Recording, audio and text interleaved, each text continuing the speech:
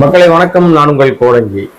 நடிகை திரிஷா குறித்து ஒரு கருத்தை வெளியிட்டிருந்தார் பாஜக மாநில தலைவராக இருக்கிற நயினார் நாகேந்திரன். இந்த கருத்து தமிழக அரசியல் வரலாற்றில் பெரும் சர்ச்சையை கிளப்பி எல்லா கட்சி தலைவர்களும் எல்லா கட்சியுடைய பல்வேறு நிர்வாகிகளும் கடும் கண்டனத்தை தெரிவித்தார்கள். இதுல எக்ஸப்ட் ஒரே ஒருத்தர் மட்டும் வாய் திறக்கவே இல்லை. வழக்கமா எதுக்குமே வாய் திறக்காத விஜய் இதற்கும் வாய் திறக்கல. ஏனால் அந்த கருத்தை சொன்னதே பார்த்தீங்கன்னா விஜயையும் திரிஷாவையும் தொடர்பு படுத்தி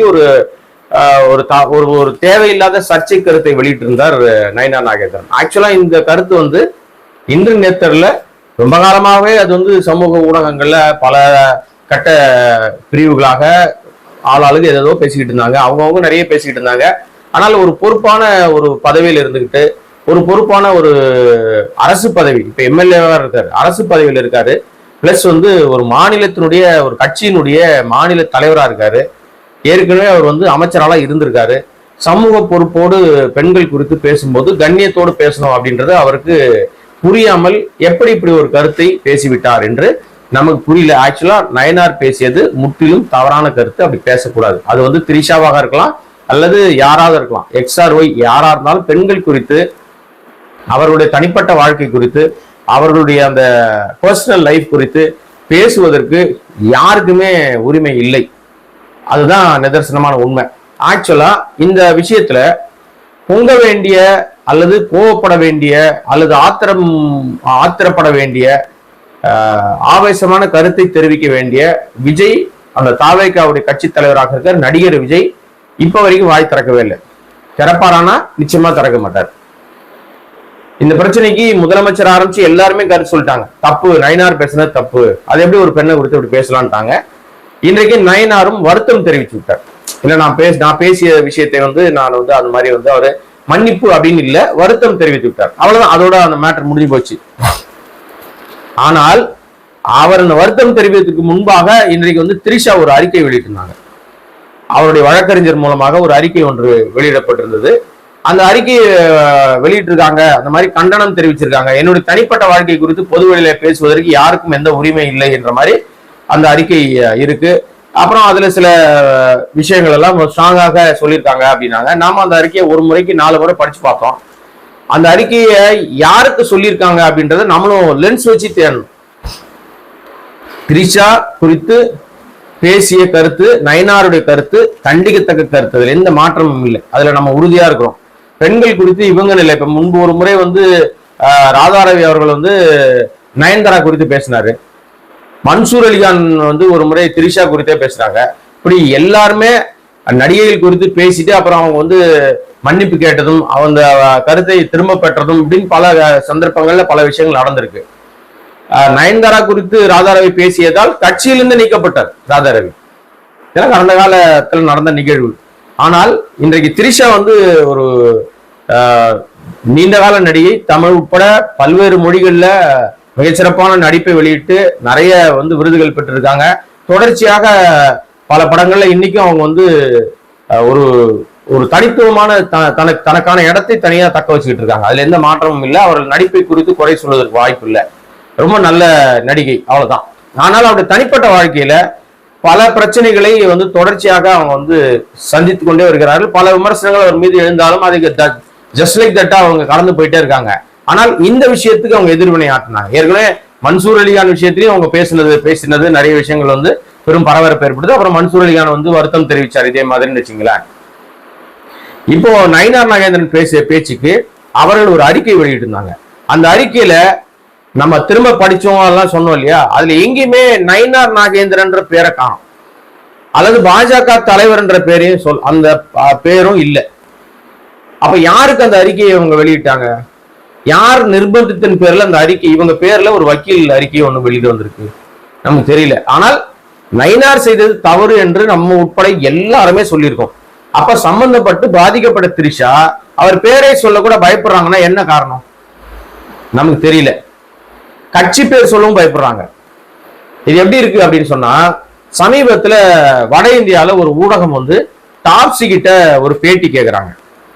அது எப்படின்னா ரேபிட் ரவுண்ட் மாதிரி ஒரு கேள்விக்கு டக்குன்னு பதில் சொல்லணும், யோசிக்கலாம் கூடாது, உடனே பதில் சொல்லணும். அந்த அடிப்படையில் அவங்கள்ட்ட கேள்வி கேட்கிறாங்க. 2 புகைப்படங்களை ஸ்கிரீன்ல காமிக்கிறாங்க. ஒன்னு வந்து ராகுல் காந்தி, இன்னொன்னு வந்து விஸ்வகுரு பிரதமர் மோடி.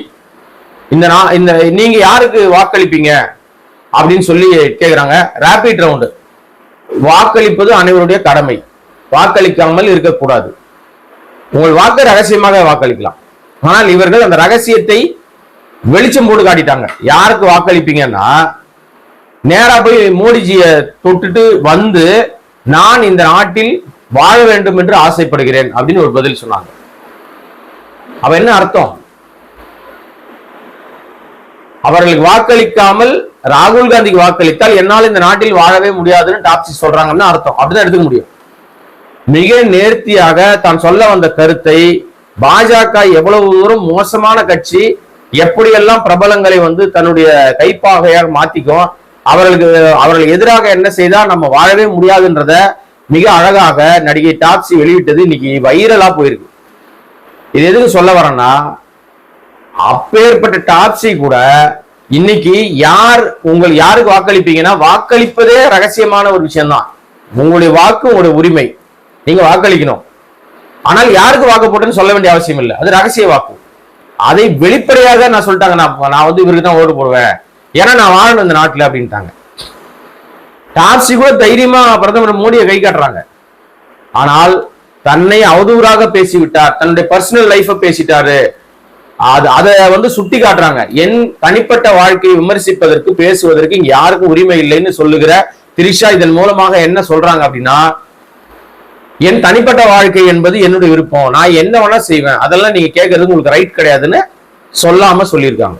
ஆக்சுவலா திரிஷா ஒரு அறிக்கை வெளியிட்டு இருக்காங்கன்னு நமக்கு தகவல் வந்தவுடனே நான் வந்து உண்மையிலே என்ன நினைச்சேன் தெரியுமாங்க, திரிஷா அந்த அறிக்கையில என்ன சொல்லியிருப்பாங்க அல்லது என்ன சொல்லி ஒரு பரபரப்பை கிரியேட் பண்ணிருப்பாங்கன்னு நினைச்சேன்னா, இந்த விஜய் திரிஷா குறித்து தானே இவர்களுக்கு உண்டான அந்த பழக்கம், அந்த நட்பு அப்படின்றது, நட்பை தாண்டி ஏதோ ஒரு விஷயம் இருக்கு அப்படின்றது இன்று நேற்றல்ல பல ஆண்டுகளாக பேசப்பட்டு வருகிற விஷயம்.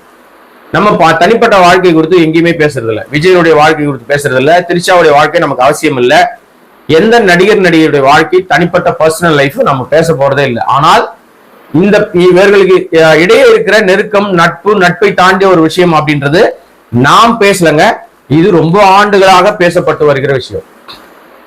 சமீபத்தில் ஒரு படம் எடுத்தார், காஷ்மீர்ல போய் அந்த படத்தை ஷூட்டிங் நடத்துறாங்க, வெளியே எங்கேயும் நடக்கல, ஒரு ரூமுக்குள்ளேயே இவர்கள் இடையிலான ஒரு பந்தத்தை காட்டுவது போல ஒரு விஷயம். அவர்கள் ஏதோ ஒரு வார்த்தை சொல்லுவாங்க, ஒரு வாய் அடைப்பதாக லிப்லாக் ஒரு முத்தத்தை வந்து விஜய் வந்து கொடுப்பார் திரிஷாவுக்கு. அந்த காட்சிக்கு அந்த முத்தம் அவசியமே இல்லை, அது வந்து நிச்சயமாக திட்டமிட்டு வேண்டுமென்றே அது புகுத்தப்பட்டிருக்கிற காட்சியாக தான் அன்றைக்கு எல்லாராலும் விமர்சனம் செய்யப்பட்டது.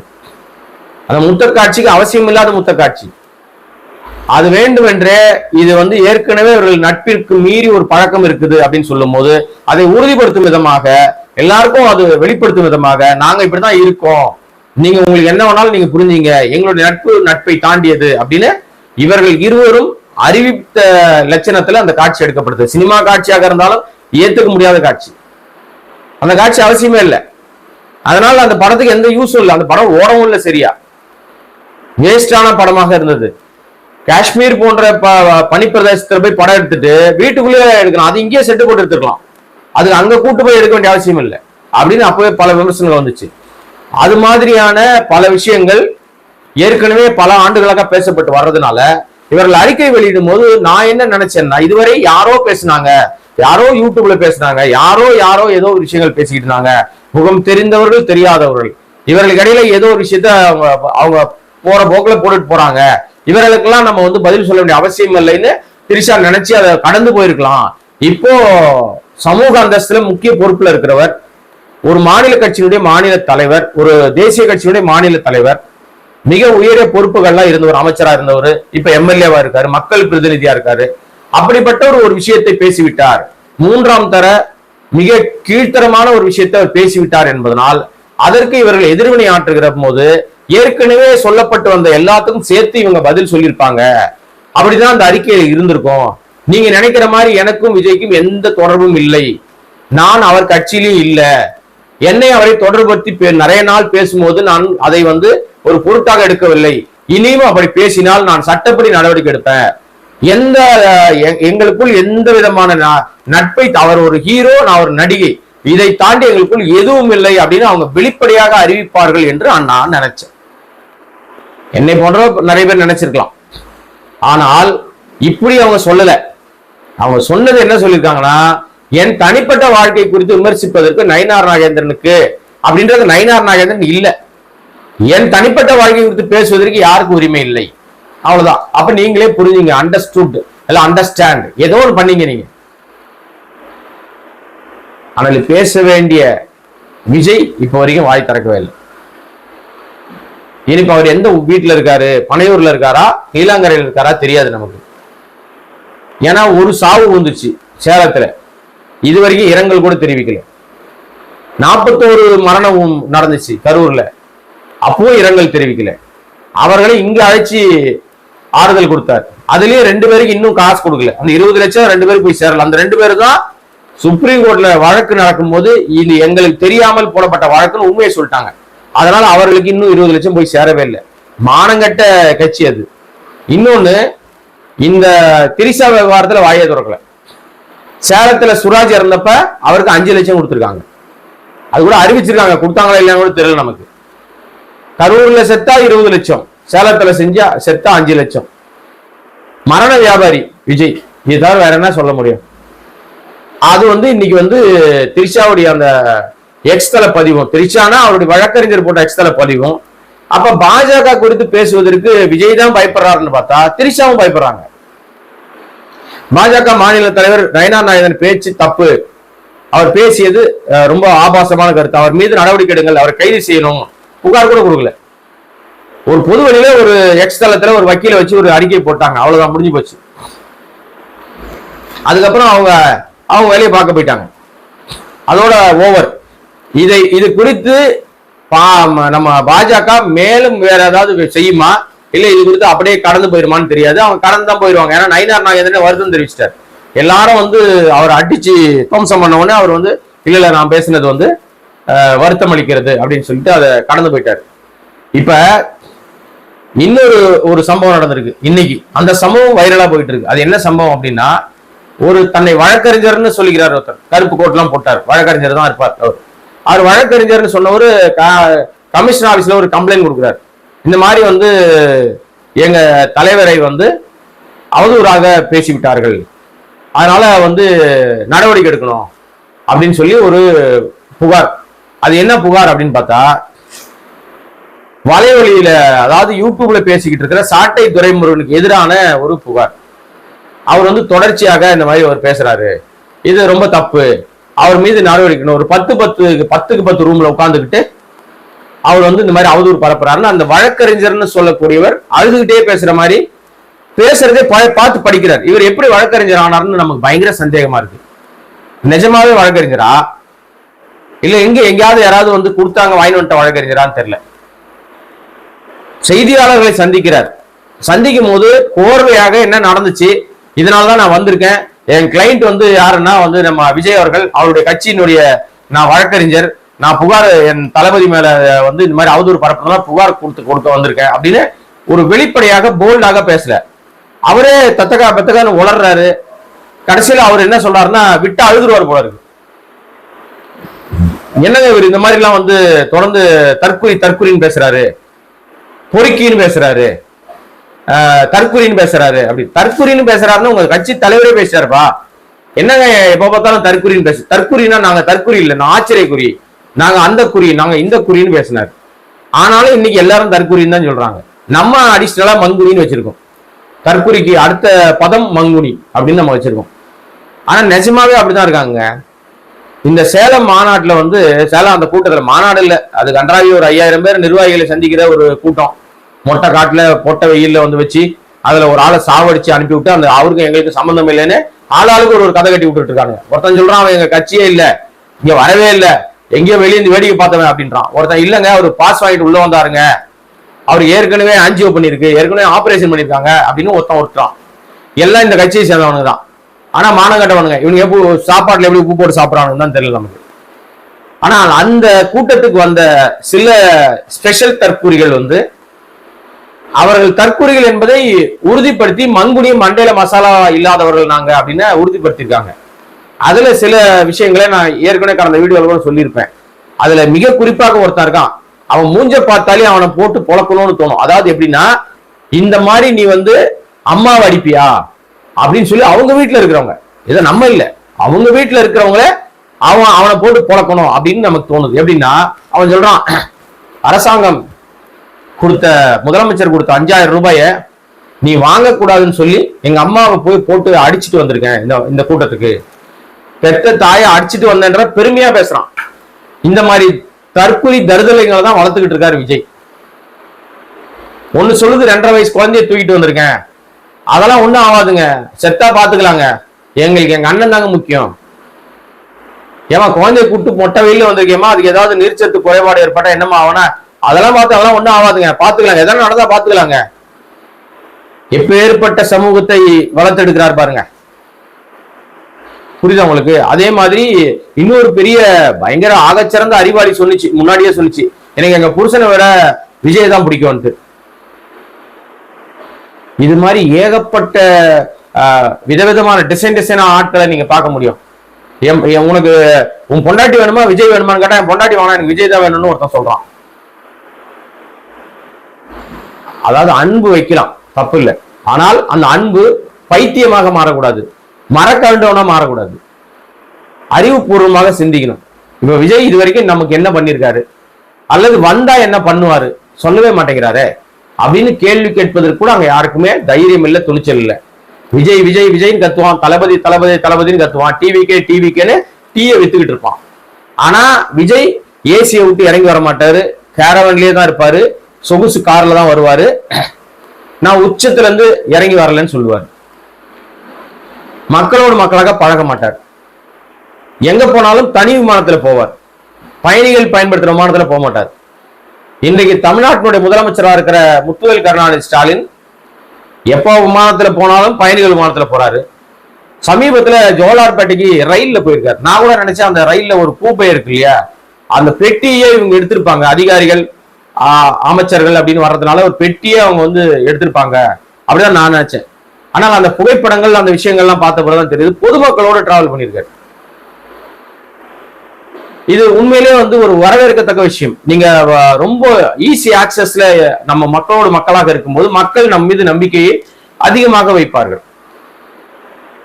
இப்ப தேர்தலுக்கு இன்னும் ஒரு 50 நாள் கூட கிடையாது, அதுக்குள்ள ஏகப்பட்ட பரபரப்புகளை தமிழ்நாடு அரசியல் களம் சந்திச்சுக்கிட்டு இருக்கு.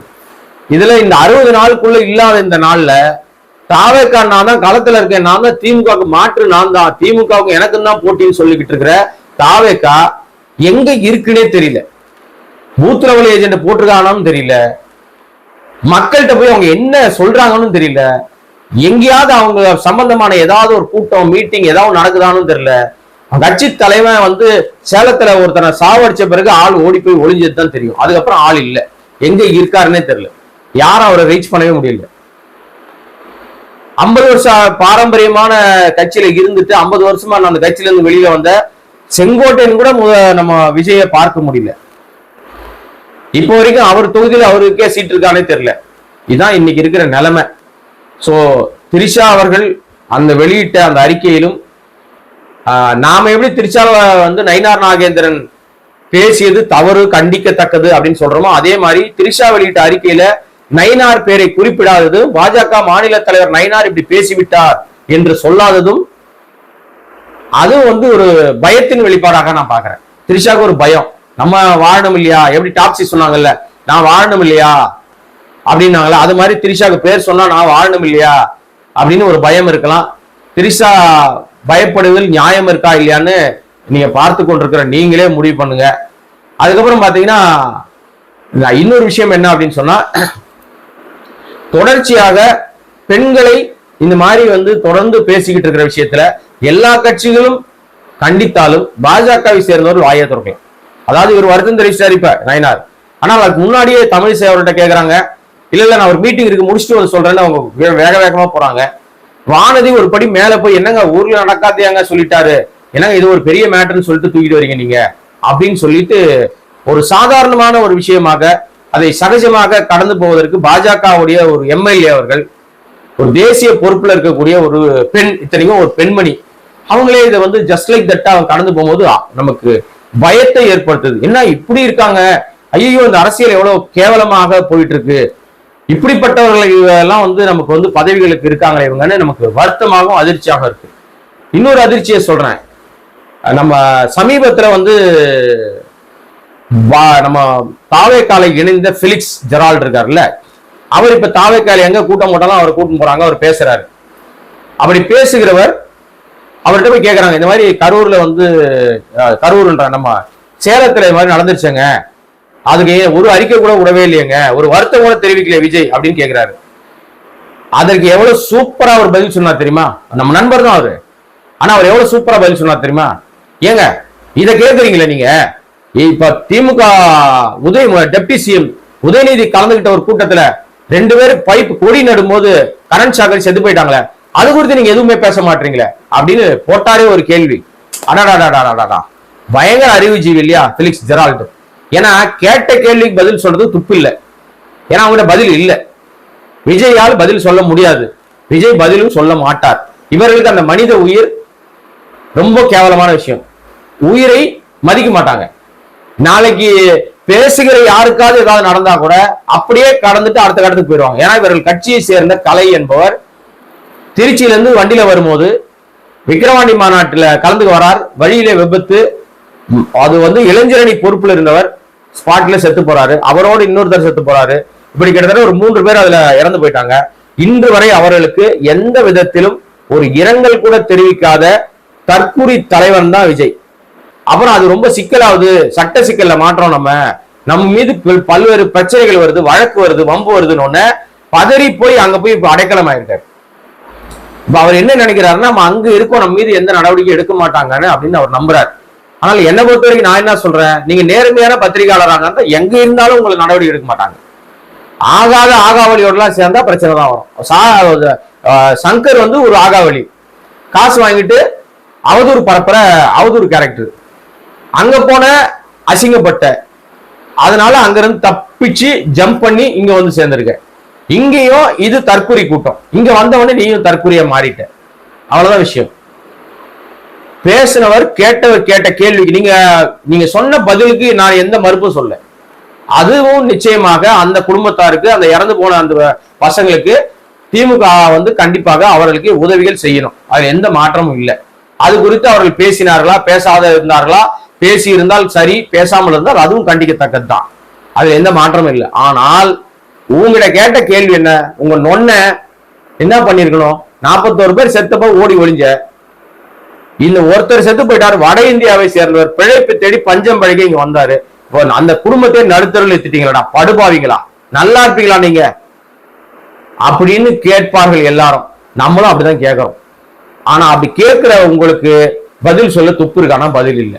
கேட்டா அவனுக்கு வந்து ஏற்கனவே நெஞ்சு வலி இருந்தது, ஸ்டென்ட் வச்சாங்க, அது வச்சாங்க, அது வச்சாங்கன்னு அந்த மரணத்தையே கொச்சப்படுத்திட்டீங்க. அந்த சாபம்லாம் உங்களை சும்மா விடுமா? சத்தியமா விடாது. ஏற்கனவே ஒரு 41, இது ஒரு 42. இது இல்லாம விஜய் வீட்டை விட்டு வெளியே வந்து அரசியல் கட்சி ஆரம்பித்த பிறகு, வெளியே வந்த பிறகு இதுவரை 51 பேரை சாகடித்திருக்கிறார். அவரால் செத்து போயிருக்கிறாங்க.